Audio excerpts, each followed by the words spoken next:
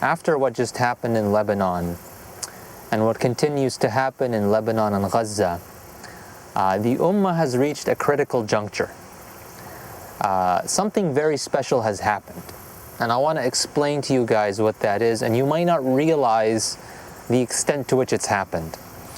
And that is that the ummah has fully lost faith in the false hopes, right? The false hope that the international community will somehow step in and enforce a ceasefire, save the Palestinians from genocide. That hasn't happened since October 7th, right?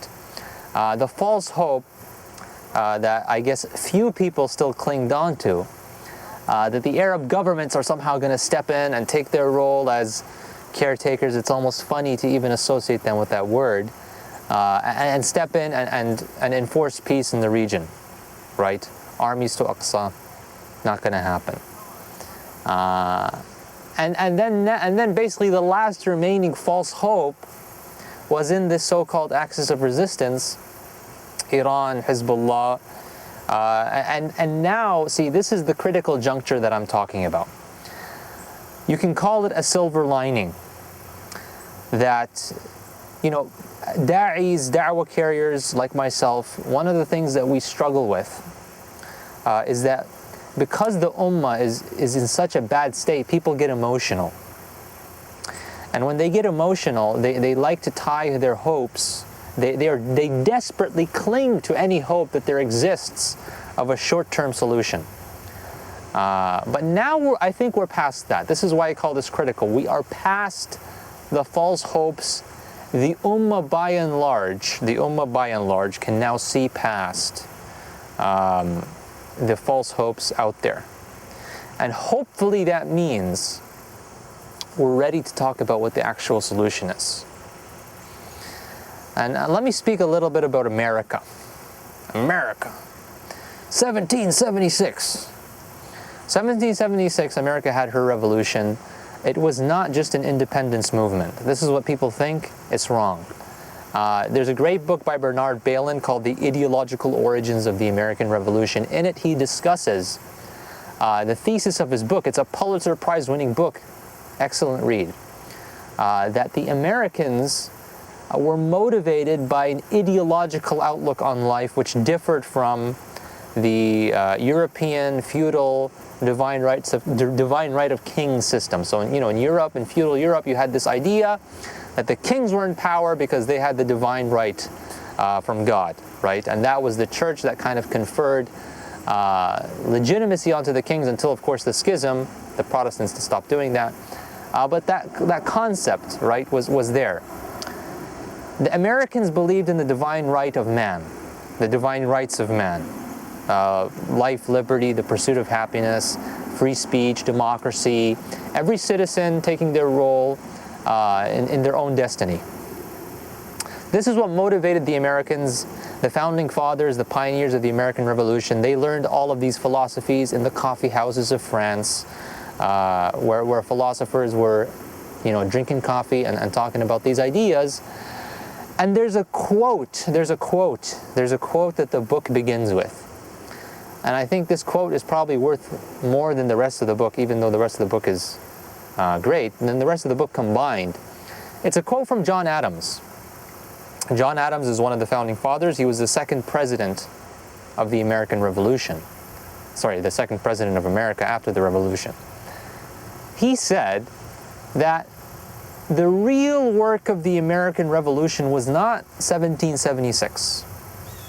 The real work of the American Revolution were the 15 years before 1776, from the 1760s onwards, even the 1750s, because that's when the ideology of the American Revolution was disseminated.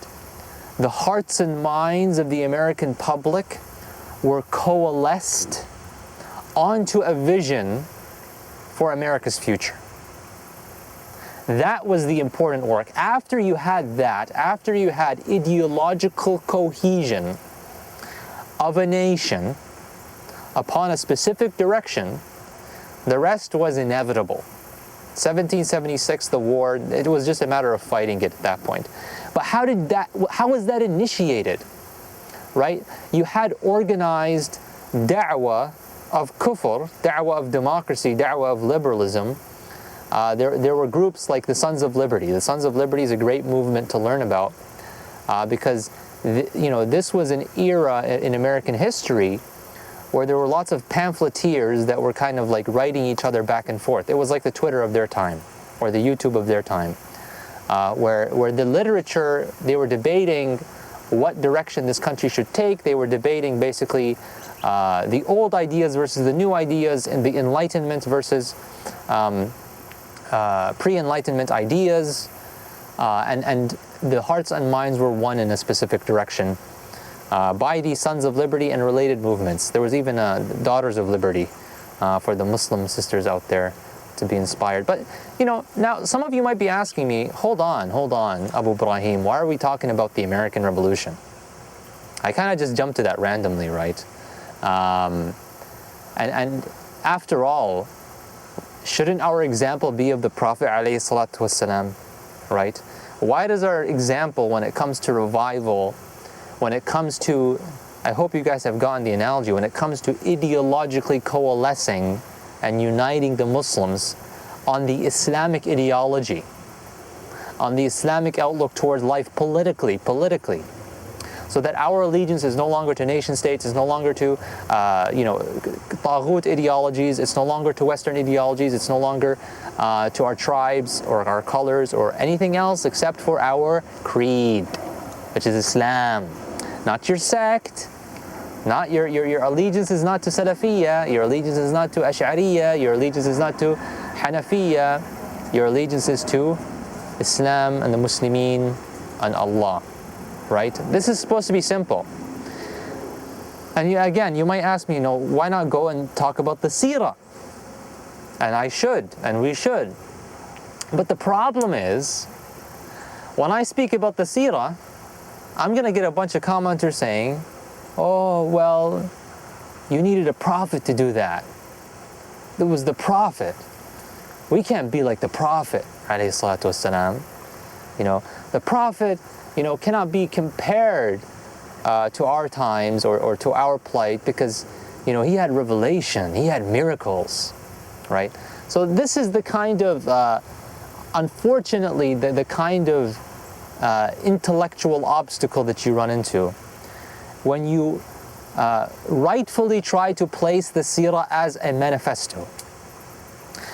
Unfortunately, the Muslims, they deprive themselves of the Seerah. They deprive themselves of the Seerah because they think in this way.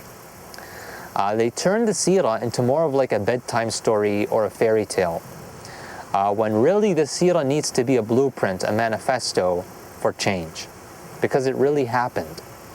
And Allah placed the Prophet ﷺ for what reason? For us to follow in his example. So I just wanted to deal with that criticism, or not criticism really, it's that objection that often comes, and it shows a lack of seriousness towards the Prophet ﷺ's example. Because Allah gave you that example, and then you turn around and you say, well, we can't be like the Prophet. Well, we don't have to be, as good as the Prophet, because that's impossible. But the Prophet prayed. You can't pray the way the Prophet prayed. Oh, well, the Prophet is the Prophet. We can't. No, that would be silly. We understand prayer is a specific, ritual that can be copied from the Prophet ﷺ. Well, how about reviving a civilization? Well, how about spreading a da'wah? Well, how about building a khilafah? This kind of stuff the Prophet ﷺ did, and we can follow in his methodology, right? So that's the first point. The second point, we need to, here's basically part of the motivation of speaking about the American Revolution. There is a science to statecraft. There is a science to nation building. There is a science to reviving a civilization and uniting disparate peoples, I don't know if I'm pronouncing that right, disparate peoples over one ideology. That's a science. The Bolsheviks did it, the Americans did it, the French Revolution did it, Mao did it, Hitler did it, and the Prophet ﷺ did it, even though, I wouldn't include him in the category of people out of respect. But it's like building a building, right? Building a building has a specific science to it. Whether it's Muslimin building a building in Dubai, or it's kuffar building a building in New York City, there's specific civil engineering science to building a building that doesn't change from Muslim to Kafir. Now there is fiqh of, you can say, revival. There is a fiqh of revival. There's a fiqh of da'wah, just as there is a fiqh of building a building, right? Like building a building has fiqh to it. Contract law, employment law, how you use your funds, all this kind of stuff is a question of halal and haram, right? Therefore, what's the point that I'm trying to make? The point that I'm trying to make is that this task of liberating Palestine, first of all, I go back to the quote by John Adams. It's not going to be an overnight thing. American Revolution took 15 years of ideological coalescence. I don't know if that's the best term, but it's basically coalescing people onto one ideological outlook. We need to do that. You're not going to save Palestine overnight, unfortunately. The best time to save Palestine was 15 years ago, when we could have been building that resolve in the Muslims from east to west, that determination to rebuild Khilafah, to reestablish Sharia, to unite the ummah, and to have the strength of the Muslimin back. The best time to start was probably 30 years ago, right? But the second best time is now, right? People don't like to hear that. People just want a quick solution. But there are no quick solutions. It's just the reality. So that's the one point. The other point is that there is a science to this that we need to learn, because unfortunately many Muslims, when you speak about solutions, have very naive answers. Naive answers that, first of all, don't have an evidential basis in the Quran, in the Sunnah, or the Seerah. And they're more of an answer that you would expect from a child. People would say things like, people need to, the whole ummah needs to pray, and then we'll have khilafah. I've heard somebody say that when the rows in the masjid are straight, when every row and every masjid is straight, we're going to have khilafah.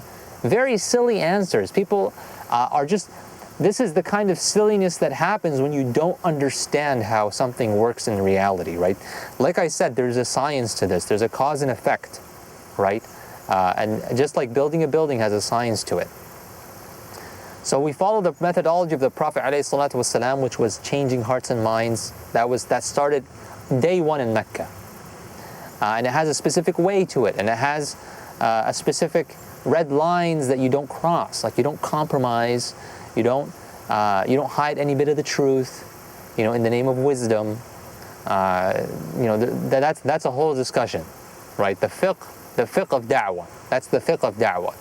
And then also there's the science of da'wah. There's how do you actually build a civilization? How do you do regime change? There's a science to regime change, right? It's not as well defined as, for example, like the science of building a building, but it is a science nonetheless. There's cause and effect.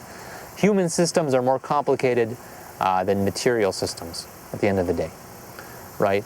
So just to summarize the main point of today's discussion, we need to have a more long-term outlook on the solution to what's happening right now. Now that the Muslimin have become disillusioned with all of the various short-term solutions, from Hizbullah, to the Arab rulers, to the international community. Now there's like this Muslims for Kamala Harris. I think Sami Hamdi did a good takedown of them. But all of this short-term stuff is not gonna. We cannot tie our hopes to this stuff. It becomes a distraction. It becomes a red herring. It becomes a way for you to think that you're doing something, or a way for you to think that it's going to be solved any day now. And that's very convenient, because that means that you don't actually have to get up and galvanize first yourself and then your community towards actually rebuilding the civilization of the Muslimin, towards spreading the idea of Islam among the Muslims. That sounds strange, but you know, you do need to do that. because you know, just to put it in a nutshell, Muslims, like, they pray and they fast and so on, but they've only understood a limited Islam, which does not encompass the political, which does not encompass their allegiances, which does not encompass how public life should be conducted and organized and ordained. So this is what we need to do. We need to give Muslims an ideological lens, an Islamic ideological lens. So when you ask them, hey man, what's your politics? They'll tell you Islam. In one of my earlier videos, I told you guys, like, when I would run a halaqah, I'd ask people, what's your politics? And they'd all say, like, conservative, libertarian, this Muslimin, practicing Muslimin in an MSA, right? So we need people to say, my politics is Islam, the Sharia. La ilaha illallah is my politics. That's my constitution is the Quran, right? So this is what we need to do. The long-term plan. We need to galvanize the hearts and minds, and that's the right word for it. We need to change the hearts and minds of the ummah, and we have to understand the science of how civilizations are changed and rebuilt and built and revived and achieve strength, right? And the first chapter of that science is the Seerah. But we also need to understand also more contemporary movements, contemporary social political transformations that occurred, because they can offer insights onto this science. And I end with that. Assalamu alaikum wa rahmatullahi wa barakatuh.